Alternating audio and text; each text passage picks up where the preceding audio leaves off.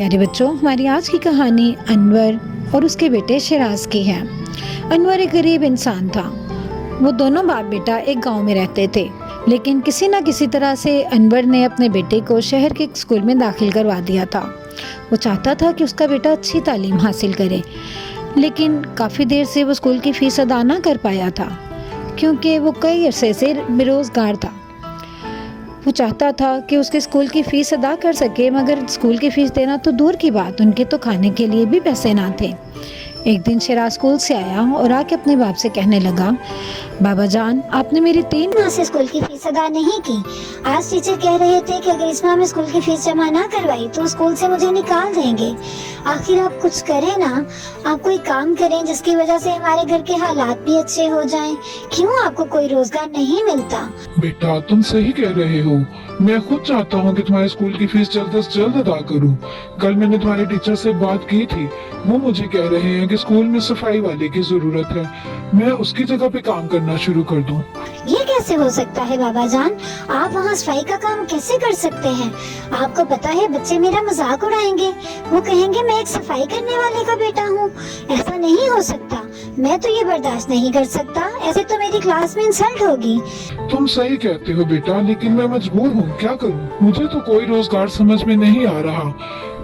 कल मैं बाबा बढ़े के पास भी गया था, उनसे कहा था कोई मजदूरी भी काम हो, लेकिन मुझे वहाँ भी काम नहीं मिला। तो मुझे तो यही सूरत हाल नजर आती है कि मैं तुम्हारे स्कूल में आ जाऊँ। नहीं नहीं, ऐसे कैसे हो सकता है? ऐसे तो मेरी क्लास में कोई इज्जत नहीं रहेगी। सारे बच्चे कहेंगे मैं सफाई करने वाले का बेटा हूँ। नहीं बेटा, ठीक है, मैं फिर भी चाहता हूँ कि मैं फिर भी एक बार तुम्हारे टीचर से बात कर लूँ। अगर तो वो फीस अभी माफ करते हैं तो ठीक है, वरना देखो हम किसी न किसी तरह गुजारा तो करेंगे ना। देख लें बाबा जान, जैसे आपको बेहतर लगे, लेकिन मुझे तो ऐसे अच्छा नहीं लग रहा। नहीं, तुम फिक्र ना करो। मैं स्कूल की वक्त के बाद जाऊंगा और सफाई करके वापस आ जाया करूंगा। और इस तरह से अनवर ने उसके स्कूल में सफाई का काम शुरू कर दिया। वो रोज़ाना स्कूल के औकात के बाद जाता और सुबह सुबह क्लास शुरू होने से पहले जाके सफाई करके वापस आ जाता था। इस तरह से शिराज के क्लास फेलोज़ को भी पता ना चलता।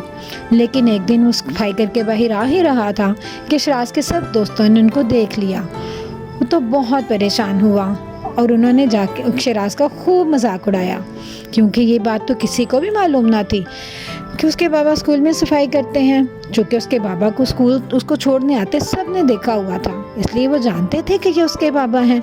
उन्होंने क्लास में जाके बाकी तमाम बच्चों को भी बता दिया कि शिराज के बाबा सफाई करने वाले हैं, और इस तरह से उसका क्लास में खूब मजाक बना। शिराज का तो बहुत बुरा हाल था। वो बहुत इंसल्ट फील कर रहा था। उसे लगता कि उसके बाबा ने बहुत गलत किया है उसके साथ। टीचर खड़े सब कुछ देख रहे थे, लेकिन वो उस वक्त कुछ भी ना बोले।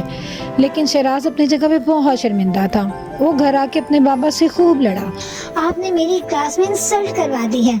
सब बच्चे मुझे सफाई वाले का बेटा कह रहे हैं। आखिर आपको मैंने मना किया था ना कि आप ऐसा मत करें। क्यों आपने ऐसा किया? मेरी तो क्लास में कोई इज्जत नहीं रही। सब बच्चे अब यही कहते हैं कि मैं सफाई वाले का बेटा हूँ। तो बेटा, इसमें क्या बुराई है? देखो, काम ही तो है, मैं काम ही तो करता हूँ। मैंने कौन सा किसी से कुछ छीना है या कोई चोरी की है? तुम्हें शर्मिंदगी तो तब हो जब मैंने कुछ गलत काम किया हो। आप कैसे कह सकते हैं कि गलत काम नहीं है? सब बच्चे कहते हैं कि मैं सफाई वाले का बेटा हूँ और ये मुझे बुरा लगता है। बस आपने मेरी बहुत बेइज्जती करवाई है। अरे बेटा, ऐसे मत कहो। देखो, मेरी बात सुनो। आखिर मैंने तुम्हारे स्कूल की फीस भी जमा करवा दी और मैं अब काम कर रहा हूँ। नहीं नहीं, मुझे नहीं पता। बस आप स्कूल छोड़ दें, नहीं तो मैं स्कूल नहीं जाऊंगा। मैं बच्चों के सामने शर्मिंदा नहीं हो सकता। अनवर बहुत परेशान हुआ, क्योंकि वो नहीं जानता था कि अब वो क्या करे। खुदा खुदा करके एक रोजगार मिला था और अब वो भी छिन रहा था। दूसरी तरफ टीचर ने अनवर को कॉल करके मना कर दिया कि वो 2 दिन के लिए सिर्फ स्कूल ना आए। आखिर वो भी बच्चों को सबक सिखाना चाहते थे। अगले दिन जब शिराज क्लास में गया तो उसने देखा कि क्लास में खूब कचरा बिखरा पड़ा है, और टीचर खड़े ये देख रहे थे कि क्लास में इतना कचरा बिखरा हुआ था और क्लासरूम इतना गंदा लग रहा था कि वहाँ पे खड़े होना मुश्किल लग रहा था। क्लास टीचर और शिराज दोनों खड़े ये देख रहे थे। क्लास टीचर ने कहा, शिराज तुमने देखा जब तुम्हारे बाबा ने सफाई नहीं की तो क्लास का क्या हाल है। अब तुम देखना मैं तुम्हारे क्लास फेलोज़ को इसी से कितना कैसा सबक सिखाऊंगा। उन्होंने तुम्हारी इंसल्ट की थी ना, अब वो खुद इस बात को जानेंगे कि तुम्हारे बाबा की अहमियत स्कूल के लिए क्या है। और जब तमाम बच्चे क्लास में आए तो टीचर ने सबसे कहा कि आप लोगों ने क्लास को खूब गंदा कर रखा है। ये सारी गंदगी आप लोगों ने फैलाई है, इसलिए ये तमाम गंदगी आप लोग खुद साफ़ करोगे, क्योंकि अब शिराज के बाबा तो सफाई करने के लिए नहीं आएंगे। आप तमाम लोगों ने कचरा फैलाया तो आप लोग इसको साफ़ करो, क्योंकि अल्लाह ताला को सफाई करने वाला पसंद है, कचरा फैलाने वाला नहीं। इसलिए आप लोग तो अल्लाह ताला को पसंद नहीं हो, बल्कि शिराज के पापा अल्लाह ताला को पसंद हैं, क्योंकि वो सफाई करने वाले हैं। अब तमाम बच्चों को समझ आ रही थी कि टीचर क्या कह रहे हैं, और उनको ये भी नज़र आ रहा था कि सिर्फ एक दिन शिराज के पापा के ना आने की वजह से क्लासरूम का क्या हाल हो गया था।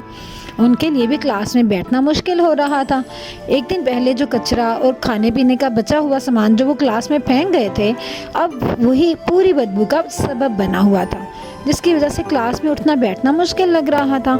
तो टीचर ने तमाम बच्चों से ही सफाई करने को कहा, और जब उन लोगों ने सफाई की तो उन्हें अंदाज़ा हुआ कि सफाई साफ़ सुथरी क्लास कितनी अच्छी लगती है और गंदी क्लास कितनी बुरी लगती थी।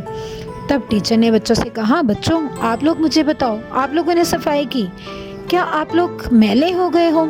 क्या आप लोग गंदे बच्चे बन गए हो? नहीं ना, बल्कि देखो सफाई करने वाला तो ज़्यादा साफ़ सुथरा इंसान होता है, तो आप लोग कैसे किसी की इंसल्ट कर सकते हो? आप लोगों ने शिराज के साथ बहुत बुरा किया। आप तमाम लोगों को जान लेना चाहिए कि कोई भी काम छोटा या बड़ा नहीं होता, बल्कि हर काम की अपनी एक अहमियत होती है।